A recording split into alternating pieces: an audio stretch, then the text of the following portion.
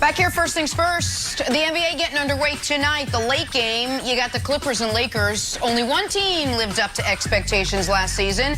The other one turned out to be Broussard's Clippers, who folded in the second round against the Nuggets. And now questions surrounding Kawhi Leonard's long-term future with the team. A very candid Kawhi met with the media yesterday. My situation right now, I'm just focused on this season. You know what I mean? Not saying I'm going anywhere else or staying here, but I'm just focused on the season. And, you know, obviously for, if I stay healthy, the best decision is to decline a player option, but that doesn't mean I'm leaving or staying. I'm focused on the season, like I said. We'll talk about that when the time is right. So, Broussard, I've heard enough professional athletes give press conferences or interviews where they talk about, we'll discuss this until the end of the season for a long time. Reading between the lines, could this be Kawhi's last season with the Clippers? First of all, Jenna, you've been spending way too much time with Nick Wright to call them my beloved Clippers. So that's number one. Beloved. No, the Kawhi, he's not going anywhere. I guess, yeah, you never say never, okay? But he has wanted to get home to Southern California. He's there now. Yep. Where is he going? He's been on 3 teams. Does he really, in the prime of his career, want to move to a 4th? That would look bad. I mean, it looked bad when he couldn't close out the Nuggets in the playoffs. But he would look like a ring chaser, and I don't think that's what Kawhi is. I don't think there's ring chasing in his bones at all. And so where is he going? You're in a great situation. You're at home. You have a second star with you in Paul George. You got a nice supporting cast. You've got a very good coach. You got an owner that's willing to spend as much as it takes to win a championship. You got Jerry West as a consultant. What in the world else could you want? I see no reason at all for Kawhi Leonard to leave the Clippers, and it would be incredibly disappointing. Let me last say this. If Paul George fizzles in the playoffs again this year, and Kawhi was really disappointed and really starts thinking, I don't know if he can be my second guy to win a championship, guess what? They would trade him in a heartbeat if Kawhi wanted him out. So, no. I don't think he's going anywhere. Okay. All right, so a lot to unpack here. You asked what else could he want. I don't know, to maybe play for a team that isn't the 7th most popular team in the city they play in, but I guess that's what he signed up for. So, you know, that's the life of being a Clipper, I suppose. Where could he go, you said? I don't know. Dallas and Miami kept their powder dry for Giannis. He's now not there. The weather in Miami's as good as the weather in L.A. Pat Riley. Seems at least something I'd consider if I were Kawhi, if this year goes the way it's going to go, with the Clippers once again failing to make the first conference finals appearance in the history of that franchise.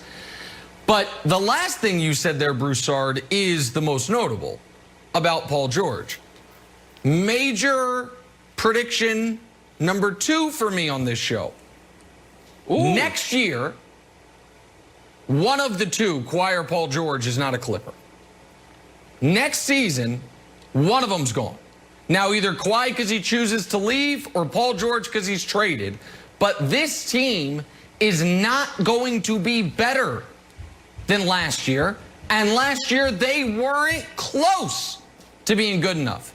They lost to a team that got smoked by the Lakers. And I understand the newest $64 million man, Luke Kennard, and, fellow minted $64 million man midseason acquisition Marcus Morris think that that's going to be the difference, along with Serge Ibaka. But it ain't. Serge Ibaka, who was, by my count, the 4th best player on an Eastern Conference semifinalist last year. Wow! Puts him over the top. But I don't quite follow that logic, but maybe I'm wrong. Maybe they're going to get the Serge Ibaka that the Thunder thought they had when they got rid of Harden to keep him 7 years ago, 8 years ago. Maybe that's it. Maybe I'm wrong there. But the other thing, Wilds, that Kawhi is doing here is making sure that any of these cultural changes that Ty Lue might be trying to implement, can't really implement them. Because guess what? Kawhi is keeping the screws to him. Oh, okay. You don't want me to live in San Diego? Well, how would you like if I end up living in Miami? How would you like that, Clippers? When you have no picks left? No possible Oh, you don't way. think it's a leverage play? You don't think it's a leverage play? You don't think it's keeping the screws to the Clippers, letting them know, you better let me do my thing, my load management, my schedule, my practices, because I can leave. He signed a 2+1 instead of a 3+1 for a reason, right? That he did that on purpose. So I'm just taking the man at his word. He doesn't know. He said he doesn't know what he's doing. I don't think he knows what he's doing. So how do you think these meetings go between Ty Lue and Kenny Atkinson and Chauncey Billups when Kawhi shows up to the plane 20 minutes late? They're like, oh, you're the superstar.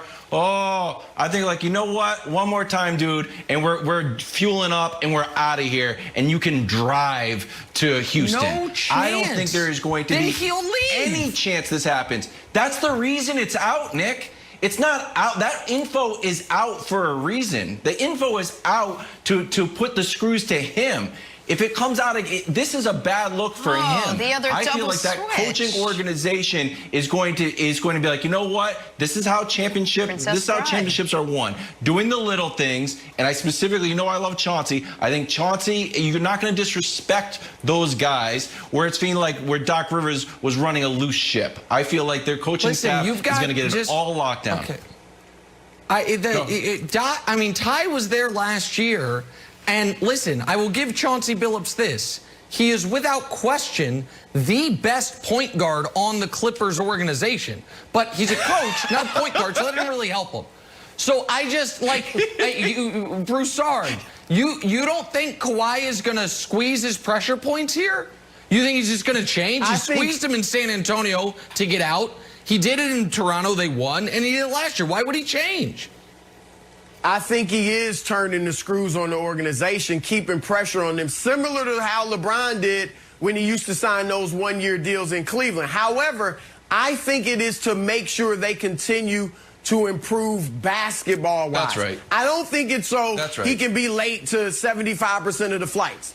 I don't think that's why. I think he's got enough professionalism and enough pride to understand, look, some things do have to change. And if he's about winning, then he needs to be on time for the most part when it comes to the flights. I do think it's about basketball, Nick. Look, let's not rest on our laurels.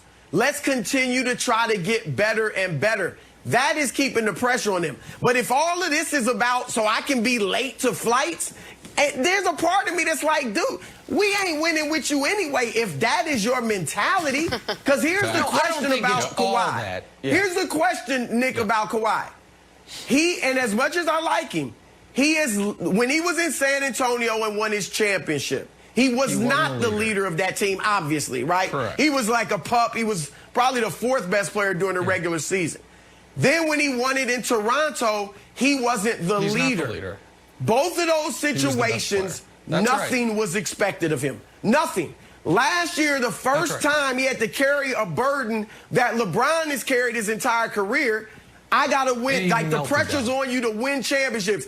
Everybody's expecting you to do it. He did melt down in that series with Denver.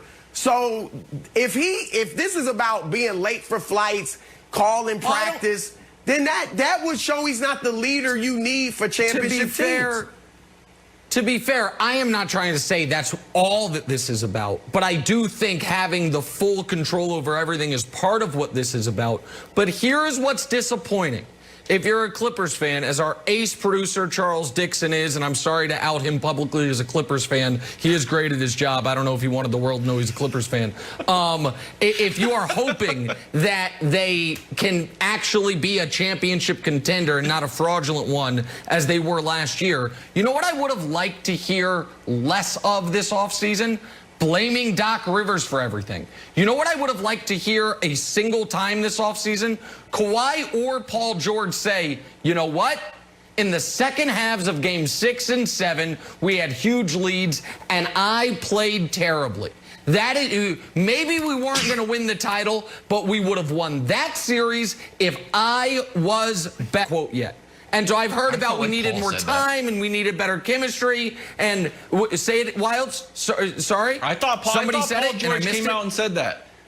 I thought Paul George said that, and then he also Paul George said that. Paul George said that, and then he was like, "You're using me like I'm J.J. Redick, and you know it's all Doc Rivers." And Kawhi obviously has not said much.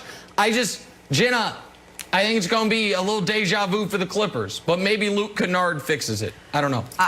I still love Wild's point.